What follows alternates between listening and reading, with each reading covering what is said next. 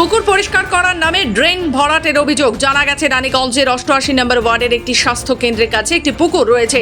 সেই পুকুর পরিষ্কার করতে গিয়ে পাশে থাকা উঁচু ড্রেনের মাটি দিয়ে পুকুরের মালিকেরা তা বন্ধ করে দিচ্ছেন বলে অভিযোগ। খবর পেয়ে রানীগঞ্জ বড় চেয়ারম্যান মুজামিল শাহজাদা তৎক্ষণাৎ কাজ বন্ধ করে দেওয়ার নির্দেশ দেন।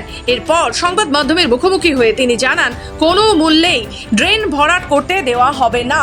পুকুর পরিষ্কারের নামে ড্রেন ভরাটের চক্রান্তের সম্ভাবনাও নাকচ করেননি বড় চেয়ারম্যান। हुसैन नगर होते हुए राजाबंद तालाब में वो ड्रेन का पानी गिरती है।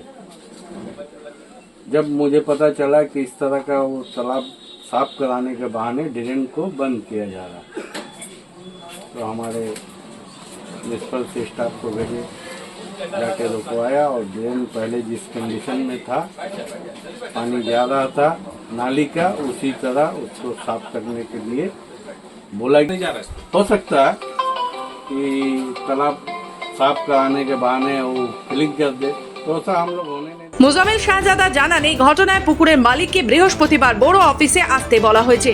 তবে ঠিক কী উদ্দেশ্যে ড্রেন ভরাট করা হচ্ছিল তা স্পষ্টভাবে এখনো জানা যায়নি। রানীগঞ্জ থেকে সমীর বাদ্যকরের রিপোর্ট, খবর বাংলা।